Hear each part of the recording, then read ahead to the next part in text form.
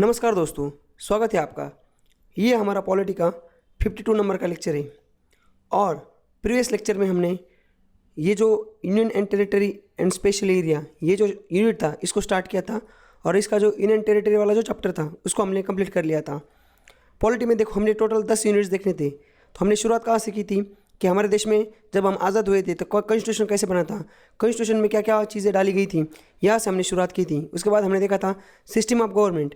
हमारे देश में जो गवर्नमेंट की सिस्टम है वो कौन सी, पार्लियामेंट्री टाइप सिस्टम है या प्रेसिडेंशियल टाइप सिस्टम है। उसके बाद हमने देखा था कि सेंट्रल गवर्नमेंट क्या होता है। उसके बाद हमने देखा था स्टेट गवर्नमेंट क्या होता है, उसके अंदर सारी चीज़ें, चीफ मिनिस्टर, ये जो सारे मिनिस्टर होते हैं, बाकी वो सारी चीज़ें। उसके बाद हमने इस तरीके से हमने देख लिया कि हमारा देश में आज़ादी मिली तो हमने कॉन्स्टिट्यूशन बना लिया। हमने डिसाइड किया कि अच्छा हम parliamentary type of system adopt करने वाले हैं। उसके बाद हमने यहाँ पे सेंट्रल गवर्नमेंट क्या होगा, उसके प्रोविजंस क्या होंगे, मिनिस्टर क्या होंगे, काम क्या होगा, सुप्रीम कोर्ट क्या होगा, वो सारी चीज़ें हमने डाल दी।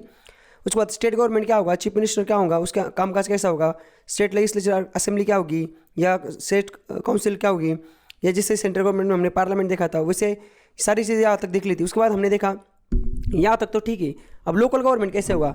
फिर हमने लोकल गवर्नमेंट जो होता है, लोकल गवर्नमेंट जो चीज़ें होती हैं उसको हमने समझने की कोशिश की, और उसको हमने एकदम डिटेल में देखा। लोकल गवर्नमेंट में क्या देखा हमने, दो चीज़ें देखी, municipality and panchayat Raj system. अब उसके बाद हमें देखना है बचा हुआ क्या है बस। अब बचा ये बस कि union territory and special areas. तो यूनियन टेरिटरी वाला भी हमने कल देख लिया, और स्पेशल एरिया बाकी जो कि आज हम देखने वाले।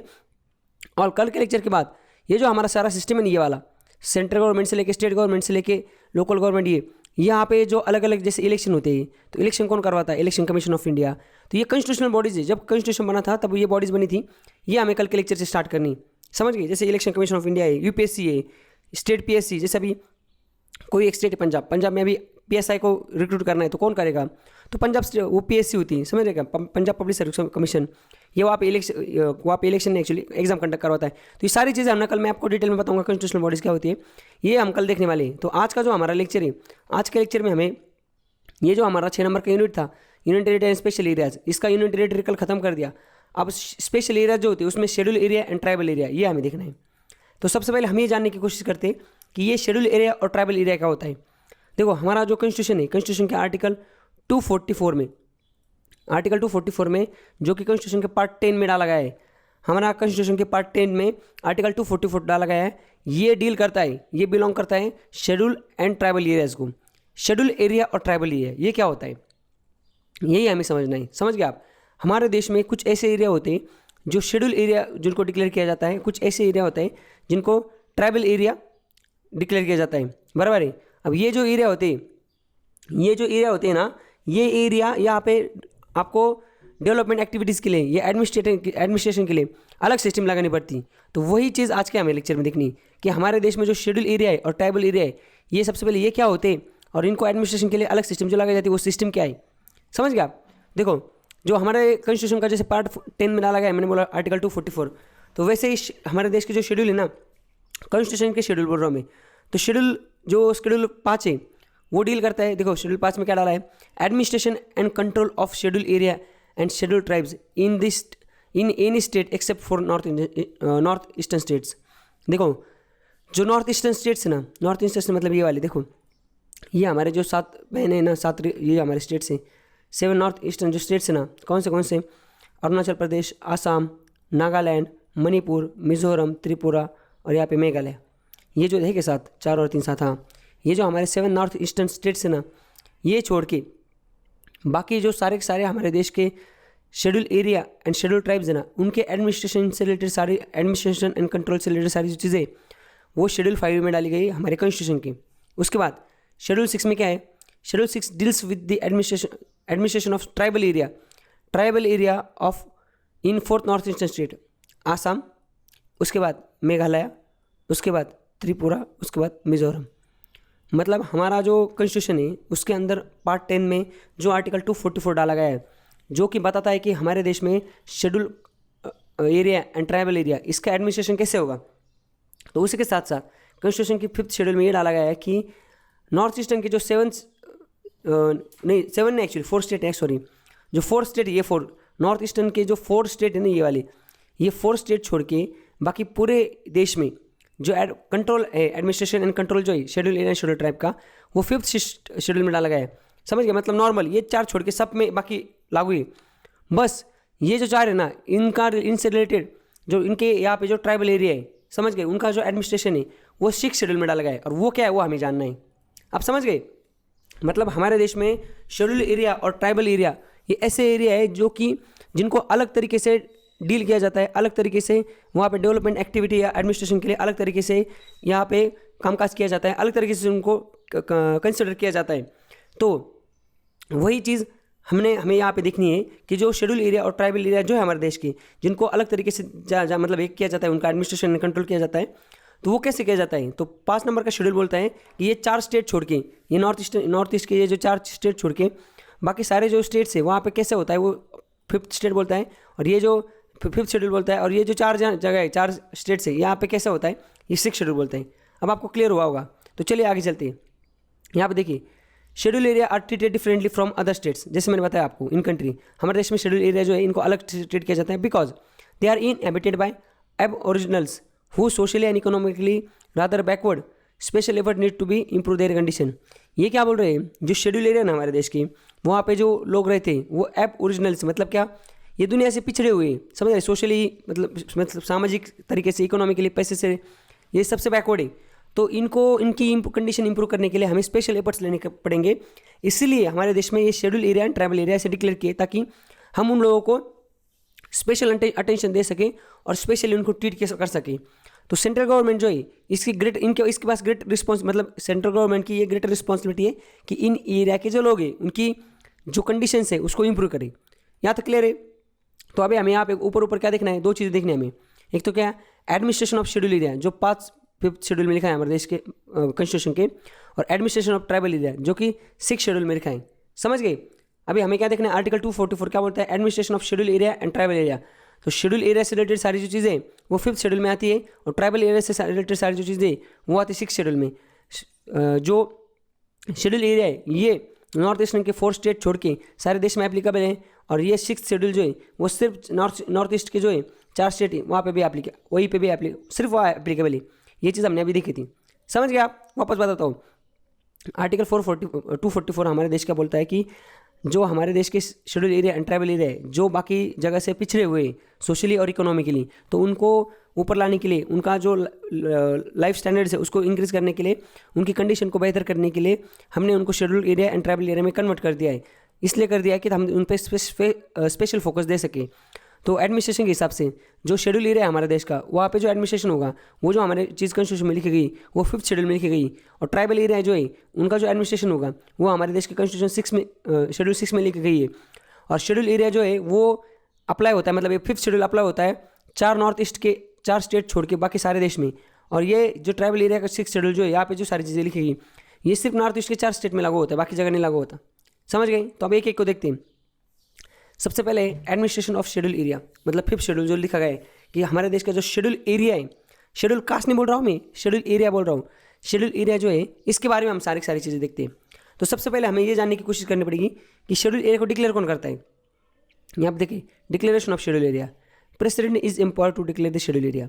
मतलब कोई स्टेट है उसमें अगर कोई एरिया है, इसको अगर जो इकोनॉमिकली बैकवर्ड है, सोशली बैकवर्ड है, और उसको इंप्रूव करने के लिए अगर उसको हमें शेड्यूल एरिया डिक्लेयर करना होगा, तो वो चीज़ किसके पास है, कोई भी स्टेट में अगर करना होगा तो वो प्रेसिडेंट के पास है। प्रेसिडेंट ऑफ इंडिया क्या करते हैं, किसी भी एरिया को शेड्यूल एरिया डिक्लेयर करते हैं। अब मैंने बताया था आपको जो आर्टिकल 74 था या 74 था या 75 था, वो 74 या 75 उसमें दिया, 74 था शायद, उसमें दिया गया था क्या कि president of India works with the aid and advice of council of minister. मतलब जो काउंसिल ऑफ मिनिस्टर होते हैं उनके एड एंड एडवाइस पे प्रेसिडेंट ऑफ इंडिया काम करते हैं। इसका मतलब डिक्लेयर भले प्रेसिडेंट ऑफ इंडिया करते हो, उनको रिकमेंड किसने किया होता है, काउंसिल ऑफ मिनिस्टर ने किया होता है। समझ गए। ये बस याद दिलाने के लिए मैंने आपको यहाँ पे निकाला वो टॉपिक। तो हमारे देश में अगर शेड्यूल कोई किसी एरिया को शेड्यूल एरिया डिक्लेयर करना है तो प्रेसिडेंट, ये क्वेश्चन आता है कौन करता है, तो प्रेसिडेंट ऑफ इंडिया जो है वो एम्पावर होते हैं declaration of schedule area in any state. Okay. उसके बाद अगर वो जो शेड्यूल एरिया है उसको इंक्रीज़ करना है, उसकी साइज़ या डिक्रीज़ करना है, तो कैसे होता है। देखो, आल्सो प्रेसिडेंट क्या करते हैं, उसकी साइज़ इंक्रीज़ कर सकते हैं, डिक्रीज़ कर सकते हैं इन कंसल्टेशन विद गवर्नर। उस स्टेट की, जैसे अभी महाराष्ट्र है, महाराष्ट्र में कोई एरिया है, उसको अगर शेड्यूल एरिया डिक्लेयर करना है, बराबर है, उसको शेड्यूल एरिया डिक्लेयर करना है, तो फिर उसको शेड्यूल एरिया कैसे डिक्लेयर किया जाएगा। तो प्रेसिडेंट ऑफ इंडिया जो होंगे वो क्या करेंगे, खुद डायरेक्ट उस एरिया को डिक्लेयर कर देंगे कि चलो ये फॉर एग्जांपल ये जो एरिया है इतना जैसे हमारे यहाँ पे कोई गढ़चिरौली में जो इतना एरिया है, देखो गढ़चिरौली डिस्ट्रिक्ट उसका आधा एरिया ये आज से शेड्यूल एरिया हो गया। अब उसको बाद में पता चला कि पूरा गढ़चिरौली शेड्यूल एरिया की कैटेगरी में लाना चाहिए, ताकि ज़्यादातर लोग यहाँ पे ऐसे है कि वो सारे के सारे जो डिस्ट्रिक्ट है जो गढ़चिरौली उधर सबको ही शेड्यूल एरिया में लेना चाहिए। अब इन्होंने तो डिक्लेयर कर दिया आधा, बाद में उसको इंक्रीज़ करना है, तो फिर प्रेसिडेंट ऑफ इंडिया क्या करेंगे, गवर्नर जो है हमारे महाराष्ट्र के, उनके साथ कंसल्टेशन करेंगे और उस एरिया को इंक्रीज़ कर देंगे, या इनको अगर घटाना है तो उनके साथ कंसल्टेशन करके घटाएंगे, मतलब उनसे लेंगे वो रिपोर्ट कि सही है या गलत है, मतलब ज़रूरत है क्या नहीं, समझ गए आप। तो यहाँ पे हमने दो चीज़ें देखी कि प्रेसिडेंट ऑफ इंडिया जो है वो शेड्यूल एरिया को 3-4 चीज़ें हमने देखी। सबसे पहले मैं बता दूँ क्वेश्चन क्या क्या आते हैं। क्वेश्चन सबसे पहले, शेड्यूल एरिया ट्राइबल एरिया कौन से आर्टिकल में, आर्टिकल 244 कौन से पार्ट में हमारे कॉन्स्टिट्यूशन के पार्ट 12 में लिखा हुआ है। ओके, जो हमारे देश में जो शेड्यूल एरिया है, शेड्यूल एरिया से रिलेटेड जो सारी चीज़ें हैं वो कौन से शेड्यूल में आती है कॉन्स्टिट्यूशन की, वो आते हैं हमारे 5th शेड्यूल में कॉन्स्टिट्यूशन के। और ट्राइबल एरिया उससे रिलेटेड सारी चीज़ें वो कौन से शेड्यूल में आती हैं, वो आते हैं 6th शेड्यूल में। जो हमारे देश में शेड्यूल एरिया है उसको जो डिक्लेयर किया जाता है वो कौन डिक्लेयर करता है, तो प्रेसिडेंट ऑफ इंडिया जो है वो शेड्यूल एरिया को डिक्लेयर करते हैं। उसके बाद क्या है यहाँ पे इंक्रीज एंड, देखो जो उसको शेड्यूल एरिया जो डिक्लेयर किया हुआ है उसको इंक्रीज और डिक्रीज करना है, तो प्रेसिडेंट ऑफ इंडिया कैसे करते हैं, गवर्नर के साथ कंसल्टेशन करके करते हैं। Executive power of state and centre. अब देखो ये जो शेड्यूल एरिया है वहाँ पे मैंने बताया ना आपको, प्रेसिडेंट ने तो शेड्यूल एरिया डिक्लेयर कर दिया कि ये एरिया शेड्यूल एरिया है, बट अभी यहाँ पे एग्जीक्यूटिव पावर, वहाँ पे काम पावर किसके पास है, किसके जुडिक्शन में आता है। यहाँ पे जो हमने बोला ना काम करने अच्छे, तो ये काम करने की जो पावर है वो किसके पास है, किसके कार्य क्षेत्र में आता है, किसके जुडिक्शन में आता है। तो यहाँ पे देखिए executive power of state extend to schedule area. जो एग्जीक्यूटिव पावर ऑफ स्टेट जो है वो शेड्यूल एरिया पे स्टेट की जो पावर है वो एक्सटेंड, मतलब स्टेट वहाँ पे शेड्यूल एरिया में काम कर सकता है, बट गवर्नर है स्पेशल रिस्पॉन्सिबिलिटी। एक बार शेड्यूल एरिया डिक्लेयर कर दिया तो स्टेट की जिम्मेदारी उस पर काम करना, बट गवर्नर के पास कुछ ज़्यादा रिस्पॉन्सिबिलिटी है। He has to submit the report to president regarding the administration of such area. Executive power of centre extend giving direction to state regarding administration. मतलब ये क्या बोल रहे हैं, देखो प्रेसिडेंट ऑफ इंडिया है, उन्होंने जैसे फॉर एग्जांपल नासिक का कुछ एरिया प्रेसिडेंट ऑफ इंडिया ने क्या कर दिया, इसको बोल दिया कि आज से क्या है ये शेड्यूल एरिया है, बराबर है। अब इसका शेड्यूल एरिया डिक्लेयर कर दिया प्रेसिडेंट ने, पर भाई साहब यहाँ पे काम यहाँ के जो लोग हैं हमने जैसे देखा ये सोशल इकोनॉमिकली अगर बैकवर्ड है तभी तो यहाँ पे जैसे फॉर एग्जांपल नासिक का कोई एरिया है जो यहाँ के जो लोग हैं वो एबोरिजिनल से वो ट्राइबल टाइप, मतलब ट्राइबल नहीं बोल सकते, वो वहाँ पे उनकी इकोनॉमिकल कंडीशन सोशल कंडीशन बहुत कम है, हम एग्जांपल देख रहे हैं बस। तो अगर फॉर एग्जांपल वहाँ पे अगर प्रेसिडेंट ऑफ इंडिया उस एरिया को अगर बोल देते कि ये शेड्यूल एरिया है तो उन्होंने डिक्लेयर कर दिया, पर आप वहाँ पे काम कौन करेगा, इन लोगों की भलाई के लिए या इन लोग के स्टैंड ऑफ लिविंग को बढ़ाने के लिए।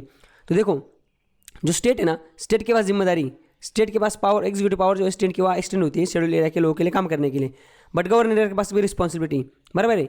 आप जो गवर्नर है वो क्या करेंगे, गवर्नर वहाँ पे अपना अटेंशन देंगे, वहाँ पे रिपोर्ट बनाएंगे पूरा साल भर कि अच्छा प्रेसिडेंट ऑफ इंडिया को रिपोर्ट बना के भेजेंगे कि देखो भाई साहब आपने तो इसको बना दिया था शेड्यूल एरिया, तो इसका जो एडमिनिस्ट्रेशन है देखो ऐसे हुआ था, इस हिसाब से हुआ था। तो प्रेसिडेंट ऑफ जो गवर्नर है स्टेट के गवर्नर को एक रिपोर्ट बनाना पड़ता है और प्रेसिडेंट को सेंड करना पड़ता है रिगार्डिंग किस चीज़ से related, regarding administration of this such area, उस एरिया के एडमिनिस्ट्रेशन से रिलेटेड उनको रिपोर्ट बना के प्रेसिडेंट ऑफ इंडिया को भेजना पड़ता है। और सेंट्रल गवर्नमेंट इस चीज़ में क्या करता है, फिर सेंट्रल गवर्नमेंट के पास क्या पावर है, देखो सेंट्रल गवर्नमेंट को अगर लगता है कि ये जो एरिया बनाया था हमने शेड्यूल एरिया, इससे रिलेटेड अगर उनको लगता है कि हमें कुछ हम डायरेक्शंस दे सकते हैं स्टेट को, तो सेंट्रल गवर्नमेंट ने कहा देखो आप इस तरीके से आप काम कर रहे हो, बढ़िया कर रहे हो, बट इस तरीके से भी काम करो। मतलब उस एग्जीक्यूटिव पावर जो है सेंट्रल गवर्नमेंट की, वो सिर्फ डायरेक्शन दे सकती है स्टेट गवर्नमेंट को रिगार्डिंग एडमिनिस्ट्रेशन, वो बोल सकते हैं आप ऐसा एडमिनिस्ट्रेशन करो, वैसा एडमिनिस्ट्रेशन करो। तो इस तरीके से समझ गए अभी आप, हमने ये देखा कि प्रेसिडेंट ऑफ इंडिया शेड्यूल को डिक्लेयर करते हैं, समझ गए, उनको अगर उसकी साइज वाइज बढ़ानी हो, कम करनी होगा तो गवर्नर ऑफ स्टेट जो है उस स्टेट के गवर्नर के साथ मिलकर वो कंसल्टेशन करके कर सकते हैं। उसके बाद वो जो शेड्यूल एरिया बनाया गया है उस पर जो सारे काम करने वो स्टेट गवर्नमेंट को करने हैं, बट गवर्नर के पास स्पेशल पावर है और गवर्नर को उससे रिलेटेड रिपोर्ट बना के ऊपर सेंट्रल गवर्नमेंट को भेजना है, नहीं प्रेसिडेंट ऑफ इंडिया को भेजना है, और प्रेसिडेंट सेंट्रल गवर्नमेंट जो है वो उससे रिलेटेड डायरेक्शन दे सकती है स्टेट गवर्नमेंट को। समझ गए आगे। अब ये जो शेड्यूल एरिया होते हैं ना, वहाँ पे एक ट्राइब एडवाइजरी काउंसिल होती है। ट्राइब एडवाइजरी काउंसिल क्या होता है, देखो सारे के सारे स्टेट ना, इस स्टेट हैविंग शेड्यूल एरिया, सारे के सारे स्टेट के पास शेड्यूल एरिया है। ये शेड्यूल एरिया है ना, हर एक स्टेट, ऐसा कोई स्टेट नहीं होगा जहाँ पे नहीं हो having schedule area has to, नहीं एक्चुअली सारे नहीं, जितने भी स्टेट्स हैं जिनके पास शेड्यूल एरिया है, मुझे लग रहा है कि दो, जैसे अभी दिल्ली में कहाँ शेड्यूल एरिया होगा, समझिए ना, तो ज़्यादातर जो स्टेट है उनके पास है, एक्चुअली महाराष्ट्र में भी जितने भी स्टेट है ना उनके पास शेड्यूल एरिया है। उनको एक ट्राइबल एडवाइजरी काउंसिल को गठन करना पड़ेगा to advise the on welfare and advancement of schedule tribes. मतलब एक ट्राइबल एडवाइजरी काउंसिल होती है, वो क्या करती है, वो एडवाइस देती है, वो सजेशन देती है, रिकमेंडेशन देती है कि यहाँ के जो ट्राइब्स है शेड्यूल ट्राइब्स, इनका वेलफेयर और एडवांसमेंट कैसा होगा, कैसे इनकी जो लाइफस्टाइल है हमें इसको इम्प्रूव करेंगे, कैसे इनको मतलब समझ रहे क्या, इनके लिए वेलफेयर के काम करेंगे। ये सारी सारी चीज़ें ना ये ट्राइबल एडवाइजरी काउंसिल देती, समझ गए। इसलिए जहाँ जहाँ जिस जिस स्टेट में शेड्यूल एरिया है वहाँ पे आपको एक ट्राइबल एडवाइजरी काउंसिल का गठन करना पड़ेगा। अब उसमें कितने लोग होंगे, उसमें देखो 20 मेंबर होंगे, और उसके थर्ड फोर्थ जो है ना 20 मेंबर के जो थर्ड फोर्थ है वो शेड्यूल ट्राइब से के लोग होंगे इन स्टेट लेजिस्लेटिव असेंबली। मतलब जो ये रिप्रेजेंटेटिव ऑफ शेड्यूल ट्राइब के जो रिप्रेजेंटेटिव है कहाँ पे, स्टेट लेजिस्लेटिव असेंबली में, वो लोग आपको उसमें लेना पड़ेगा 3/4 को, समझ गए। स्टेट लेजिस्लेटिव मतलब जो वहाँ पे जो ये मिले जो शेड्यूल ट्राइब को रिप्रेजेंट कर रहे वो लोग को आपको ये 20 मेंबर में से उसके थर्ड फोर्थ जो है वो आपको ये यहाँ से लेने पड़ेंगे। Similar council can establish in state having schedule tribe but not schedule area if president so direct. मतलब ये जो काउंसिल है ना, देखो ये हम किस लिए बना रहे हैं, हम शेड्यूल एरिया के लिए बना रहे हैं फिलहाल। तो सिमिलर काउंसिल ना शेड्यूल ट्राइब के लिए बनाई जा सकती है, समझ रहे हैं, ऐसे एरिया में जहाँ पे शेड्यूल ट्राइब है बट शेड्यूल्ड एरिया नहीं, अगर प्रेसिडेंट बोलते हैं तो वहाँ पे भी ऐसे काउंसिल बनाई जा सकती है। और ये जो काउंसिल है, समझ रहे, ट्राइब एडवाइजरी काउंसिल, इसमें कितने मेंबर्स होंगे, उनके अपॉइंटमेंट कैसे होंगे, उनका चेयरमैन क्या होगा, ऑफिस एंड सर्वेंट कैसे होंगे, इनकी मीटिंग कैसे कंडक्ट होगी, इनका जनरल बिजनेस कैसे होगा, सारी सारी चीज़ें ना वो स्टेट ऑफ गवर्नर जो है, गवर्नर के स्टेट पास होता है, गवर्नर ये सारी चीज़ों को कंट्रोल करते हैं, समझ गए आप, गवर्नर के पास पावर होती है। तो हमने ये जाना कि ये जो शेड्यूल एरिया जो है ना, ये 5th शेड्यूल, ये शेड्यूल एरिया के रिलेटेड 5th शेड्यूल में सारी चीज़ें ना, इसमें ज़्यादा पावर किसके पास होती है, गवर्नर के पास ही होती है। देखो यहाँ पे भी गवर्नर है, यहाँ पे भी गवर्नर है, समझ गए। तो आगे चलते हैं, आगे देखो law applicable to schedule area. अगर हमारे देश के या उस स्टेट के, जैसे महाराष्ट्र है, महाराष्ट्र राज्य में अगर कोई एरिया है जो शेड्यूल एरिया है तो वहाँ पे उस स्टेट के या पार्लियामेंट के लॉ अप्लाई होंगे क्या, बाकी लॉ देखो यहाँ पे देखते हैं, law applicability to schedule area. Governor of state is empower to direct, governor of state जो है इसको मतलब पावर एम्पावर किया है, इसके पास दिया है वो सारी डिसाइड करने की चीज़ें, to direct that any particular act of parliament और state legislature does not apply to state schedule area और apply with some modification and exceptions. मतलब हमारे देश की जो पार्लियामेंट है, पार्लियामेंट ऑफ इंडिया है, या उस देश का जो स्टेट लेजिस्लेचर है, ये गवर्नर के पास है, गवर्नर के पास पावर दी गई है कि जैसे पावर पार्लियामेंट में कोई लॉ कानून पास कर दिया पूरे देश के लिए, या स्टेट लेजिस्लेचर ने कोई कानून पास कर दिया उस स्टेट के लिए, तो उस स्टेट में जो शेड्यूल एरिया है वहाँ पे ये पार्लियामेंट का जो लॉ है वो वहाँ पे लागू करवाना है या नहीं, या स्टेट लेजिस्लेचर का लॉ लागू करवाना है या नहीं, ये डिसीजन लेंगे गवर्नर उस स्टेट की। अगर गवर्नर बोलेंगे ये यहाँ पे अप्लाई नहीं होता तो वहाँ पे अप्लाई नहीं होगा, समझ गए। और उसके बाद दूसरी चीज़, अगर गवर्नर चाहते हैं कि उसको कुछ मॉडिफिकेशन या कुछ एक्सेप्शंस के तहत इसको अप्लाई किया जाए तो गवर्नर वो चीज़ भी करवा सकते हैं। मतलब यहाँ पे भगवान कौन है, यहाँ पे भगवान गवर्नर है। गवर्नर डिसाइड करेंगे कि अगर हाँ मैं चाहता हूँ ये लॉ जो है पार्लियामेंट का या उस स्टेट के स्टेट लेजिस्लेचर का यहाँ पे अप्लाई होना चाहिए तो वो अप्लाई हो जाएगा, या गवर्नर चाहते हैं कि ये जो लॉ है इसको अप्लाई करने से पहले इसको कुछ चेंज करने चाहिए, मॉडिफिकेशन करनी चाहिए, तो उसके तहत वो अप्लाई हो सकता है, समझ गए। तो देखो इस तरीके से हमने जो 5th शेड्यूल था ना, 5th शेड्यूल में जो चीज़ें आती थी इसको हमने एकदम डिटेल में देख लिया। अब हम चलते हैं आगे 6th शेड्यूल की तरफ।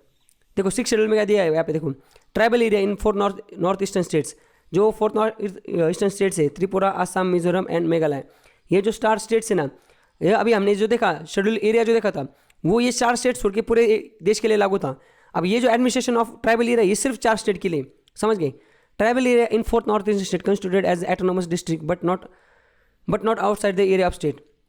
मतलब क्या है कि ये बोल रहे हैं कि ये जो 4 स्टेट है ना, इन 4 स्टेट में कुछ ट्राइबल एरिया है, उनका एडमिनिस्ट्रेशन कैसे करना है वो सारी चीज़ें हमारे देश के कॉन्स्टिट्यूशन जो है उसके शेड्यूल 6 में लिखी हुई है। और उसमें ऐसे लिखा हुआ है कि ये जो ट्राइबल एरियाज हैं ये 4 नॉर्थ ईस्टर्न स्टेट में ये कंस्टिट्यूट किए जाते हैं tribal area as a autonomous districts. मतलब जो ट्राइबल एरियाज है ना यहाँ पे वो एज एटोनोमस डिस्ट्रिक्ट कंस्टिट्यूट किए जाते हैं, बट नॉट आउटसाइड, मतलब उस स्टेट के अंदर, आउट स्टेट के बाहर नहीं, सिर्फ ये 4 स्टेट में होगा ये सारी चीज़। उस स्टेट के जो गवर्नर होते हैं, governor is empowered to organise and reorganise autonomous district. मतलब गवर्नर क्या करेंगे, ये जो 4 स्टेट है उसमें यहाँ पर ट्राइबल एरियाज है, 6th शेड्यूल में इसलिए लिखा गया है कि इसका एडमिनिस्ट्रेशन करना है। एडमिनिस्ट्रेशन कैसे करेंगे, ये बोले कि यहाँ पे जो इसमें जो एटोनॉमिस यहाँ पे इस एरिया में जो डिस्ट्रिक्ट है, देखो 4 ट्राइबल एरिया जो है इसको हम क्या करेंगे, एटोनॉमस डिस्ट्रिक्ट में डिवाइड कर देंगे। ये एरिया है, समझ रहे क्या, ऑटोनॉमस डिस्ट्रिक्ट मतलब क्या, ये 4 स्टेट में जो डिस्ट्रिक्ट है ये एटोनॉमस में ये अपने हिसाब से काम करेंगी। फॉर एग्जांपल आपको बताता हूँ, पुणे, अगर महाराष्ट्र यानी पुणे को ऑटोनॉमस, आपको पता होगा कॉलेज होते हैं, देखो ऑटोनॉमस कॉलेज और एक कॉलेज होता है ऐसे यूनिवर्सिटी वाला कॉलेज, जहाँ से जैसे पुणे यूनिवर्सिटी में कोई कॉलेज आता है तो वहाँ से क्वेश्चन पेपर कहाँ से आएंगे, पुणे से आएंगे, फिर वहाँ पे पेपर वगैरह एग्जाम वगैरह कंडक्ट होंगे, वो पेपर जाएंगे चेक करने के लिए पुणे यूनिवर्सिटी। बट कुछ ऐसे कॉलेज होते हैं जो ऑटोनॉमस होते हैं। ऑटोनॉमस का मतलब क्या होता है पता है क्या, क्वेश्चन पेपर ही वही निकलते, चेक भी वही होते, सारा जिम्मेदारी उनका, एडमिनिस्ट्रेशन का सारा पावर उनके पास होता है, उनका सारी चीज़ें वो खुद करते हैं। उसी तरह अगर यहाँ पे ये 6th शेड्यूल में अगर ऐसा बोला गया है कि ट्राइबल एरिया जो है 4 स्टेट की, वहाँ पे अगर आपको एडमिनिस्ट्रेशन करना है तो वहाँ की डिस्ट्रिक्ट को आपको एटोनॉमस करना पड़ेगा। एटोनॉमस मतलब क्या, वो डिस्ट्रिक्ट खुद पैसा इकट्ठा करेगी, खुद एडमिनिस्ट्रेशन करेंगी, सारा चीज़ें खुद करेंगी, वो बाहर से उनको कोई प्रेशर नहीं दिया जाएगा, समझ गए। और वो जो डिस्ट्रिक्ट है जहाँ पे एटोनॉमस मतलब डिस्ट्रिक्ट बनाना है, उसको कैसे ऑर्गेनाइज करना है, रीऑर्गेनाइज करना है एटोनॉमस डिस्ट्रिक्ट को, ये पावर किसके पास होती है, गवर्नर के पास होगी। Governor can increase decrease their area और चेंज देयर नेम्स और definite there boundaries.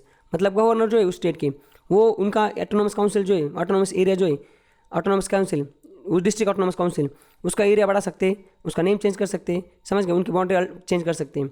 If different tribe in autonomous districts, governor can divide districts into several autonomous region. मतलब जैसे कि फॉर एग्जांपल आपको बताता हूँ, जैसे कि ये आसाम में उन्होंने क्या कर दिया, एक डिस्ट्रिक्ट को ऑटोनॉमस कर दिया, बट बाद में पता चला कि साला इसमें ना काफ़ी डिफरेंट टाइप के लोग हैं, मतलब डिफरेंट ट्राइब से, तो इन्होंने क्या कर दिया, इसको वापस और समझ रहे क्या, अलग अलग ऑटोनॉमस रीजन में डिवाइड कर दिया, उस डिस्ट्रिक्ट को रीजन में डिवाइड कर दिया, समझ गए आप। अब ये वापस एक बार बताता हूँ, यहाँ पे गेम क्या है सारा, जैसे मेघालय है, मिजोरम है, आसाम है, त्रिपुरा है, ये ऐसे 4 स्टेट्स हैं, यहाँ पे ट्राइबल एरियाज बहुत ज़्यादा। तो ये ट्राइबल एरियाज हो, इनका एडमिनिस्ट्रेशन कैसे होगा, इनके डेवलपमेंट एक्टिविटी कैसे होंगी, उसके लिए हमारे कॉन्स्टिट्यूशन के 6 शेड्यूल में से लिखा गया है कि ये जो स्टेट है ना, यहाँ पे गवर्नर क्या करेंगे, एटोनॉमस डिस्ट्रिक्ट कर देंगे। मतलब यहाँ की जो डिस्ट्रिक्ट है, वो जो ट्राइबल एरिया है, वहाँ पे ऐसी डिस्ट्रिक्ट जहाँ पे ट्राइबल एरिया बहुत ज़्यादा है, वो डिस्ट्रिक्ट को वो एटोनॉमस कर देंगे, बोलेंगे आप अपना खुद चलाओ। तो कैसे चलाओ वो बाद में देखना है, बस यहाँ तक क्लियर है आपको। तो उन्होंने देखो, जैसे कि यहाँ पे देखो गारो खासी जयंत था, ये हिल्स है कहाँ पे, मेघालय में, अब वहाँ पे बहुत ट्राइब है, तो इन्होंने उसको एटोनॉमस कर दिया। खासी हिल एटोनॉमस डिस्ट्रिक्ट काउंसिल, जयंता हिल एटोनॉमस डिस्ट्रिक्ट काउंसिल, गारो हिल एटोनॉमस डिस्ट्रिक्ट काउंसिल। अब इसमें क्या होगा, इसमें कुछ चुनाव होगा, कुछ लोग आएंगे और अपने सारा डिस्ट्रिक्ट का जो मैटर है वो अपना खुद कर लेंगे, एटोनॉमस हो जाएगा वो, समझ गए, ऐसे 4 स्टेट में। अब मैं आपको बताता हूँ क्या होगा वहाँ पे। अब जैसे कि उन्होंने कर दिया हर एक डिस्ट्रिक्ट को, मतलब जहाँ पे ट्राइबल लोग हैं वहाँ पे इन्होंने उस चीज़ को एटोनॉमस कर दिया। अब ईच डिस्ट्रिक्ट, जो सारे डिस्ट्रिक्ट हैं, ईच हैज़ डिस्ट्रिक्ट काउंसिल, उनको पास डिस्ट्रिक्ट काउंसिल है। एटोनॉमस डिस्ट्रिक्ट जो होगी उसके पास डिस्ट्रिक्ट काउंसिल है, उसमें 30 मेंबर होंगे, 4 मेंबर होंगे जो गवर्नर अपॉइंट करेगा, नॉमिनेट करेगा, और 6 नंबर इलेक्टेड, वहाँ का इनका इलेक्शन होगा। मतलब जो उस स्टेट में जो ऑटोनॉमस डिस्ट्रिक्ट है, जैसे एक ऑटोनॉमस डिस्ट्रिक्ट बना दिए एडमिनिस्ट्रेशन के लिए, उस डिस्ट्रिक्ट में एक काउंसिल होंगे, डिस्ट्रिक्ट काउंसिल, जो सारे डिसीजन लेंगे, उसमें 30 लोग होंगे, उसमें से 4 लोग गवर्नर अपॉइंट करेंगे और 26 लोग जो है वो उनको इलेक्शन होगा, वो इलेक्टेड होगी। Elected member hold office term of 5 year, जो इलेक्टेड मेंबर है 26, ये 5 साल तक वहाँ पे ऑफिस अपना काम करेंगे। और जो नॉमिनेटेड मेंबर है वो प्लेजर ऑफ गवर्नर जब तक चाहता है वो वहाँ तक मेंबर रह सकते हैं। Each autonomic region has also separate regional council. मतलब हमने क्या देखा कि एक स्टेट है, स्टेट में एक सिंगल एटोनॉमस डिस्ट्रिक्ट है, उस डिस्ट्रिक्ट में क्या होगा, एक काउंसिल होंगी। वो काउंसिल ये क्यों चल रहा है सारा, ये इसलिए चल रहा है कि हमें वो जो ट्राइबल एरियाज है उस डिस्ट्रिक्ट में उनको एटोनॉमसली अपने तरीके से हैंडल करने के लिए देना है।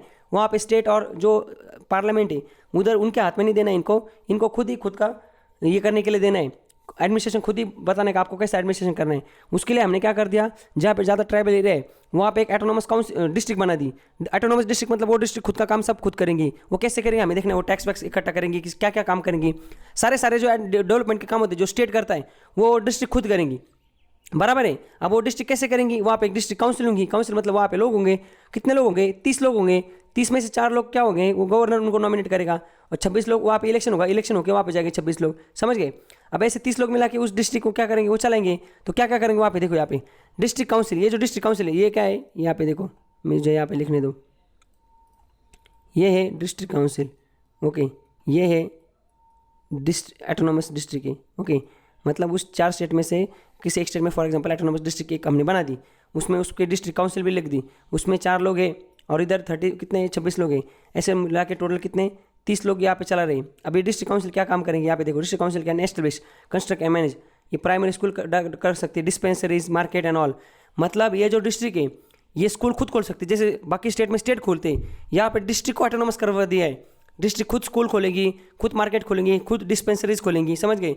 एंड ये पैसा इकट्ठा कर सकते हैं, देखो लैंड रिवन इकट्ठा कर सकते हैं, टैक्स लगा सकते हैं, ताकि इनके पास पैसा आए और ये फिर वहाँ पे डेवलपमेंट के लिए काम करें।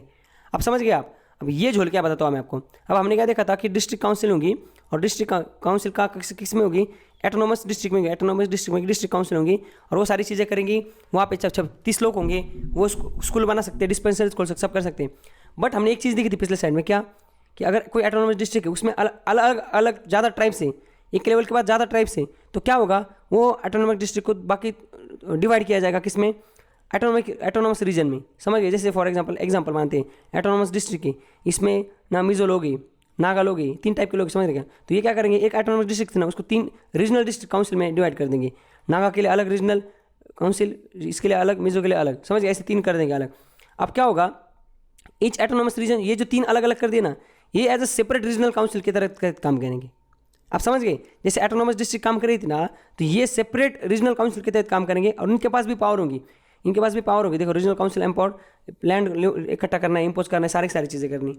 आप समझ गए। आप वापस एक बार बताता हूँ, हमारे देश में ये जो 4 स्टेट है ना, मेघालय, मिजोरम, त्रिपुरा, आसाम, ये जो 4 स्टेट्स हैं, ओके, इन 4 स्टेट के पास एडमिनिस्ट्रेशन के लिए वहाँ पे जो वहाँ के जो ट्राइबल एरियाज हैं उनको एटोनॉमस डिस्ट्रिक्ट बनाया गया है, समझ रहे हैं। उनको वहाँ पे जो ट्राइबल एरियाज हैं, वो जो ट्राइबल एरियाज हैं उनको एटोनॉमस डिस्ट्रिक्ट बनाया गया है। उस डिस्ट्रिक्ट में एक डिस्ट्रिक्ट काउंसिल होंगी, जो काउंसिल में 30 लोग होंगे।